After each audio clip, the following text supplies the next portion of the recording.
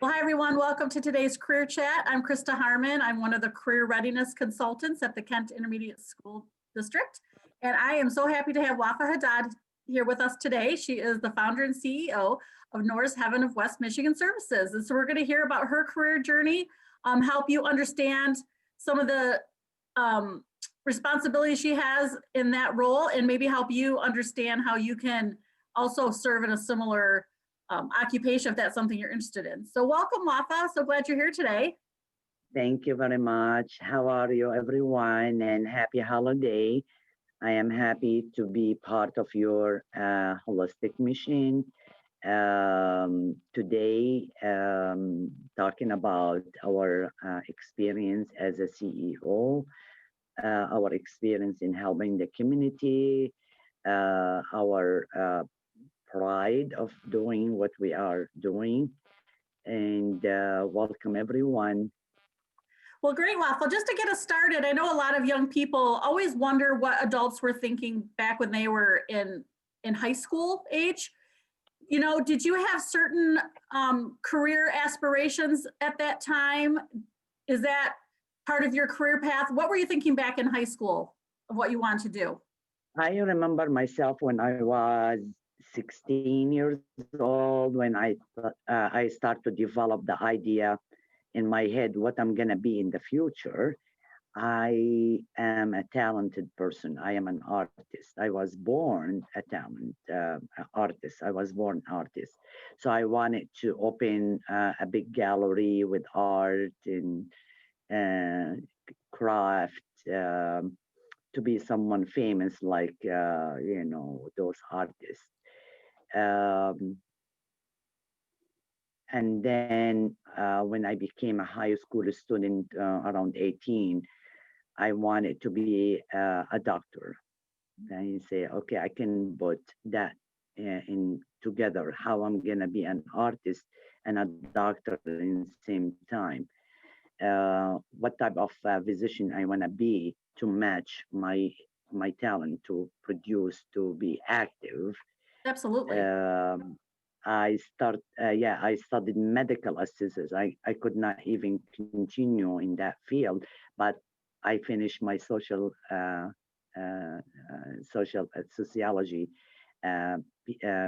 bachelor degree, where I felt like, okay, I can help other students, help other community in an art, fun, creative way to become happy people. So you were thinking, you're definitely an artist. You have those natural talents. You were thinking about being a physician. And so you ended up getting your bachelor's degree, like you said, so you can help people. So you obviously had some early, inside you knew that you wanted to help people. And that's kind of where you ended up. So once you got done with college with that sociology degree, what happened next? What happened next? I got hired in a high school, big high school in our town, and I became a social worker. And I took care of 1,000 students, developing their skills, teaching them how to put a plan for their future. And me and the principal and other teachers, we put a plan that we can put an art into that plan. So how I'm gonna be a social worker if I don't have that talent of artistic developing way to make everything happen? So I start to do a color code theory, that if I wanna put a plan, I'm not gonna put it in a pencil, white and black. I wanna put red color, blue color, and I kind of draw a tree, branches. So my goal is gonna be in this branch to grow up healthy. The other branch can be to buy a car and get a license. The other branch. So I put the art into the thinking and make that into a paper, make it happen, and people start to see and vision their goal and continue doing it. So most of the students in that time, they adopted that theory, that why we put our plan just in writing. Why can't we draw the plan in a way of fun way, a tree, flowers, sky, with adding those. So it did work a lot. As a social worker, I help a lot of people come out of their stress, depression from the studying, how we're going to study for the exam. So we made a simple task, how we can simplify the terminologies, how we can simplify the chapter, if we can put a sticky note with color coded happy faces.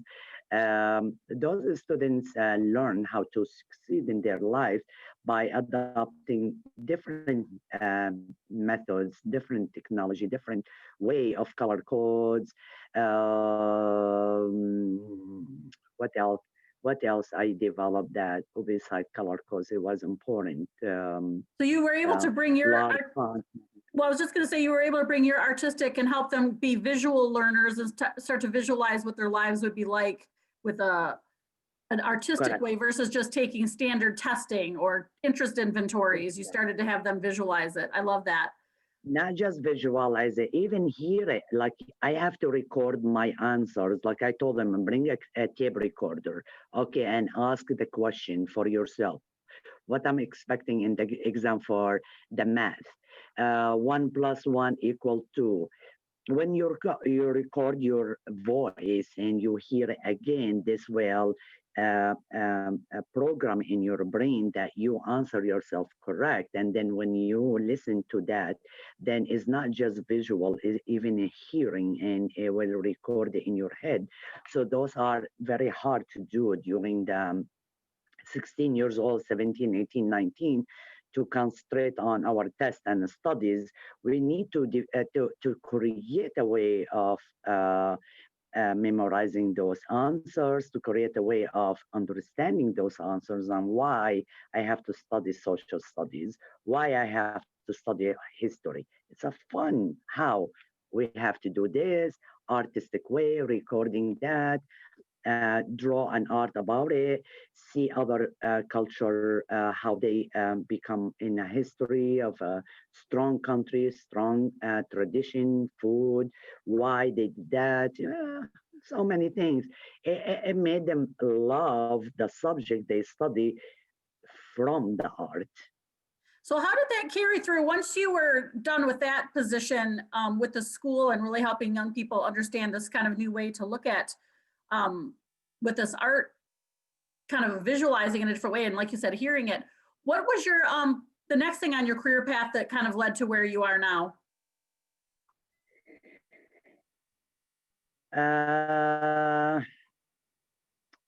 Made me more stronger, and I felt confident about my leadership can take further steps and follow the technology.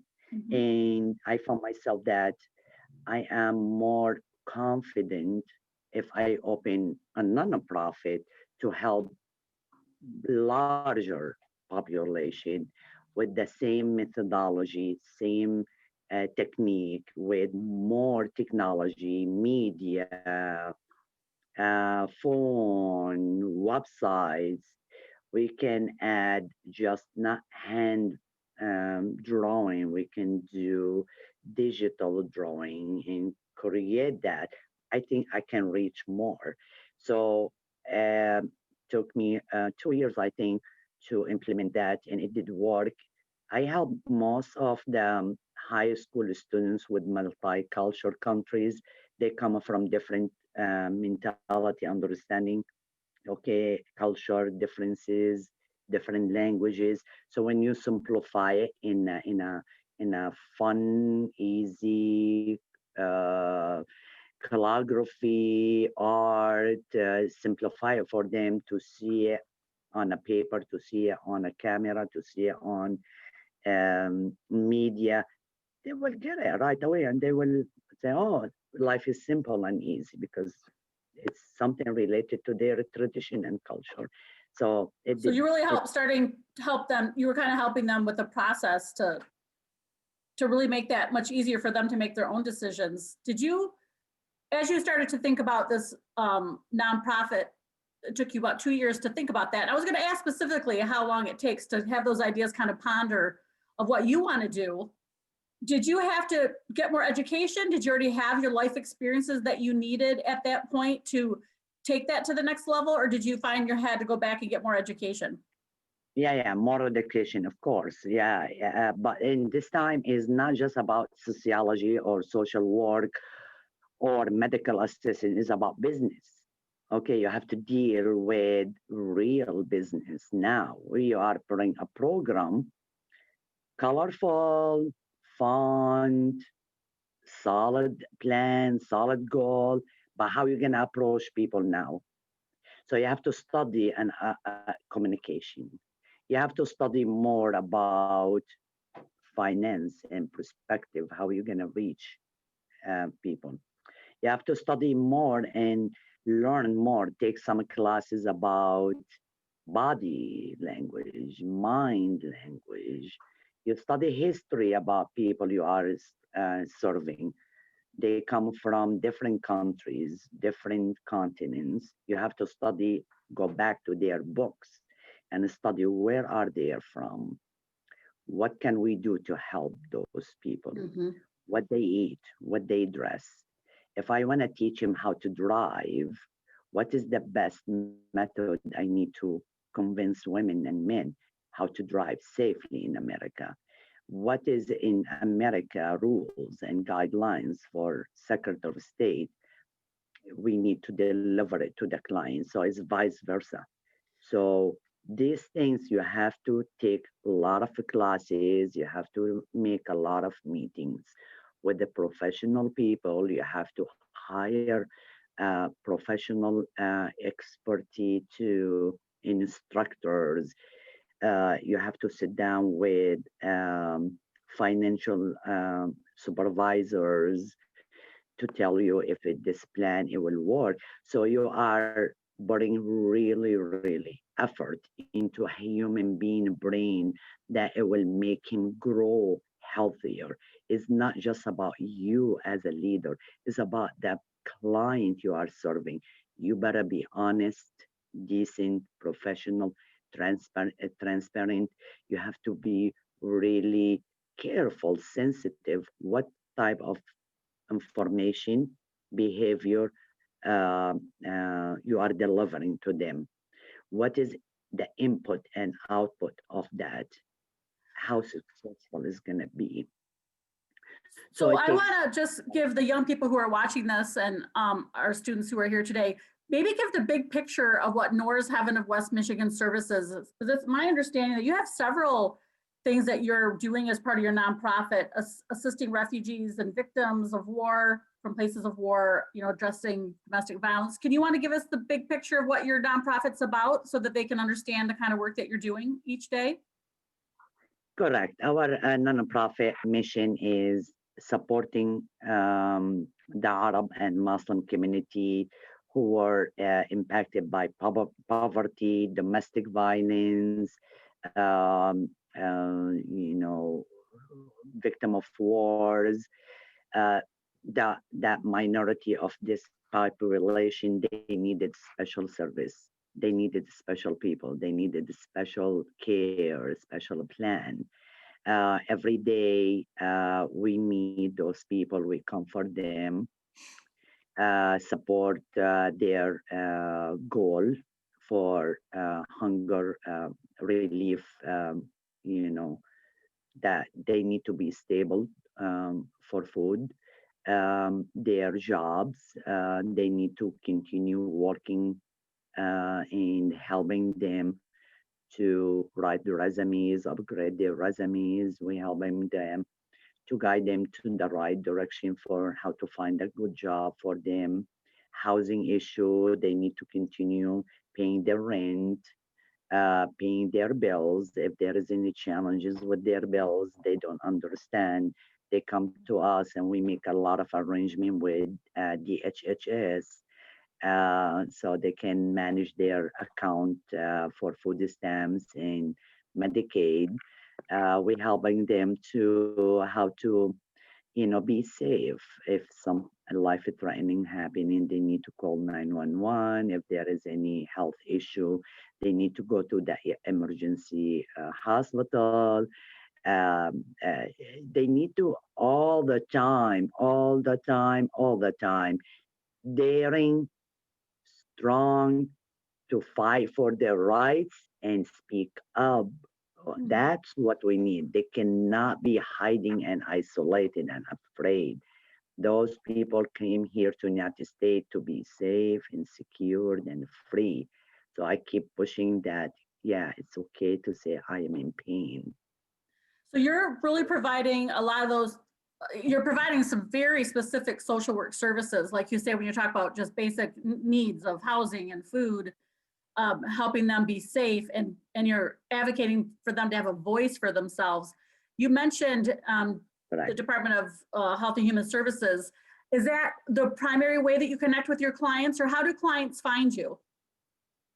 Of course, in different ways. They can find me through word of mouth. People tell each other, you can go to Wafa or go to CEONoors 7.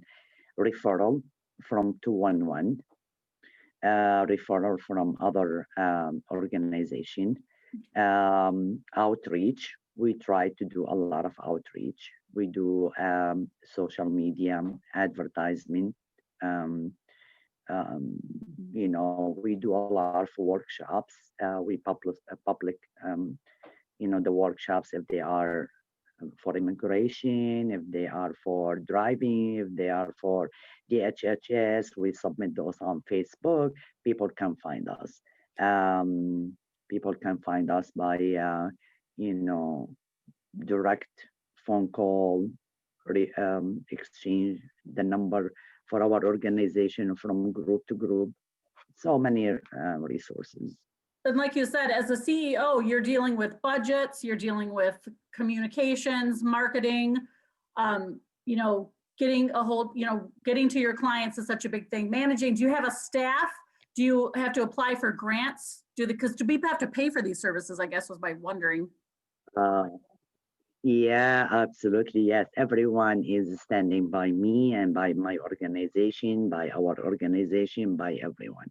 The Kent County is standing by us. The volunteer from United Way is standing by us. We have a lot of volunteers from hospitals, from other, like I say, bank. They come volunteer with us. I have a staff, like 3 staff. One of them is full time, 2 of them is part time. I have a wonderful team. The board of director by itself, awesome group I have. I am not alone by it. Never. I am never alone. All the time is a teamwork, all the time. I cannot do everything by myself. I have a lot of expertise people. I have talented people. I always connect with them because I have a goal I want to reach. Without them, the goal is going to be very challenging. You have to surround yourself with strong, talented, confident, honest, committed group. Always stay away from any negative things. Don't be frustrated and stay with that. Get out, walk, think about it, and go back to your best business friend. Tell her about your frustration. She can or he can help you to put a positive insight in you. And next day you will find yourself, hey, it's gone, done. I'm gonna go and do my job. Always surround yourself with nice, good people. I think that's such a good leadership advice, Wafa, that you're really encouraging these young people who want to be leaders, that they have to surround themselves by good, strong people. And like you said, not to get down when those challenges come. Because one of our students is asking specifically, what are some of those challenges in the world of your nonprofit and even the population that you serve? Can you share some of your challenges? And they also want to know, really, how did you get interested in opening this very specific nonprofit? Yeah. Was it just some immediate needs that you saw? The most challenges is how to convince you about my program. I found that my program to teach you how to drive, for example, is a good program. Can I convince you to ride the car and drive? If you are afraid, I cannot convince you. You need more time to be convinced. So, convincing people is the challenges. Mhm. You can there is a saying. It says you can lead the horse to the water, but we cannot force him to drink it. So So true. Mhm. convincing other people is the most challenges. But how patient I have to be with you as a person to convince you that, you know, driving a car will help you to go to work. Driving a car can help you to go to the emergency. You become independent that anytime you want to do shopping. How patient I have to be? I have to be 100% patient with you, and I cannot force you. Those are the two challenges: how to be patient, strong, like long enough, and convince you. Yeah, those are really important characteristics in your communication. Like you said, how do you balance that encouragement, but not forcing, but really empowering them or helping motivate them? So, Correct. was it your own personal experience with some of the transitions, or people that you knew were refugees, or how did you come to specifically open this type of nonprofit here in Grand Rapids, Michigan? It was I think something happened during the 2010 Krista, when we in King County or West Michigan, we start to see more refugees foreign to us. We did not know where are they from, and we did not know if they speak Arabic or they speak Farsi or they speak Urdu or they speak different, or where are they from.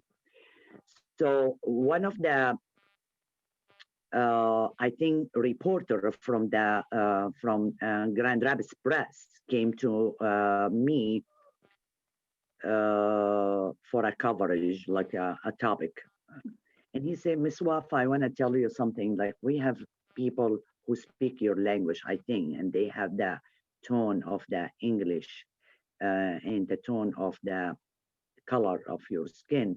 Maybe they are from different Middle Eastern."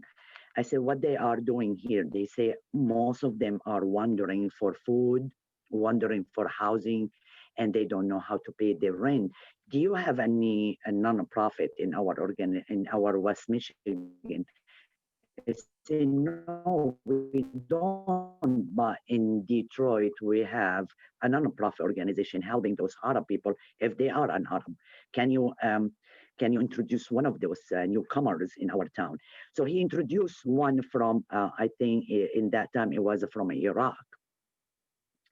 So he was a college student, and I say, what's going on in our town? He said, well, Miss Wafa, we have so many refugees. They already on resettlement program. Okay. And we done the resettlement program. And they are on their own after 90 days from resettlement.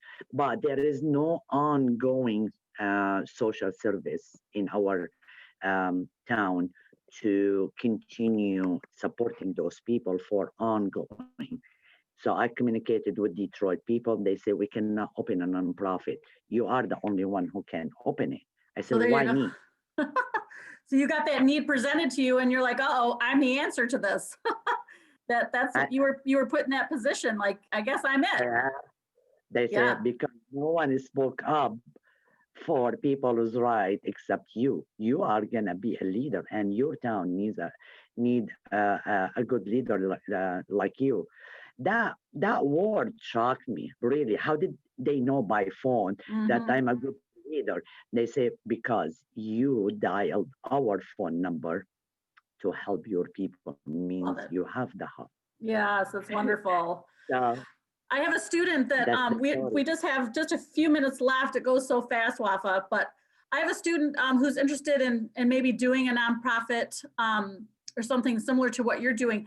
What kind of college major would you recommend? Did you think that sociology was good for you? Would you recommend a different undergrad major now? What would you recommend to this young person? I found it easier if you want to open a nonprofit for a business, then you need to be in a business setting. If you want to open a nonprofit for a humanitarian, then social work, anyone can open a nonprofit as long as you hire the right people for the right position. But you have to have that heart and mind both work equally to continue that nonprofit for 100 years. You cannot open it for 1 year and 2 years to test the market if it works or not. You are not gonna play that game. You have to be serious. If I want to get a social degree to open a nonprofit, and what is my role inside this nonprofit? Right. Right? Yes, exactly. Yeah. If you want to open it for a business and you want to be a business leader to bring money to this nonprofit, that's fine. You can Oh, I lost you there. There we go. family advocacy, anyone in a social business setting. I really appreciate that. Like you said, it kind of, they need that business experience. And if you're going to do where you're serving people, that social work type of degree is helpful. And maybe, like you said, do one of each, do them together, because you're going to need both types of knowledge. So we only have about a minute left. Correct. So it goes so fast. I enjoyed our conversation. I guess I'm wondering, for young people who are going to be watching this, who want to be leaders, and you've given some really good advice already about surrounding yourself with good people and having that positive attitude, not letting the hardships get you down. Is there anything else you'd like to finish up our half hour with, some words of wisdom for them or encouragement? Yeah. The last word I'm gonna say, if you are looking for a hero, don't. You are a hero. You are. But if you are planning to be a leader, to lead others, then you need to look for a leader. Because a hero, it's inside you, that I am the person who is making who I am. I am making myself. But if I want to lead others, I have to have a leader to teach me how to lead others, then I can lead others. You see the difference between hero and leader? Absolutely. I love that. That's a great way to finish up. That's such gold wisdom today, Wafa. Thank you. One final thing, I guess. Do you ever have any volunteer opportunities for young people if they wanted to get involved with you? Yes, absolutely, yes. Would they just go to your website? Every Tuesday and Friday, we distribute lots of good vegetable, healthy diet. To email me, and I can set up for like certain hours to distribute with us. And Christmas is coming, and we are planning to distribute a lot of Christmas stuff for our people. They are welcome to come. I love it. Okay, I'm going to put the, let's see, your email or your website right into the chat here so that our student can follow up with that. So it's noorheaven.org. Correct. And they can email me, anytime. Are they seeing my face or just behind the screen? Yep, they're seeing your face. So I did take the initiative to type up your email. So it's wafa@noorheaven.org. So students, if you're watching this and you want to get involved as a volunteer with Wafa to learn from this great leader, that is her email. Thank you. Thank you so much, Wafa. I really appreciate your time today to share your path and to encourage young people in this world of serving others and helping others have a better life. So it's wonderful. Thank you. My pleasure. Thank you. God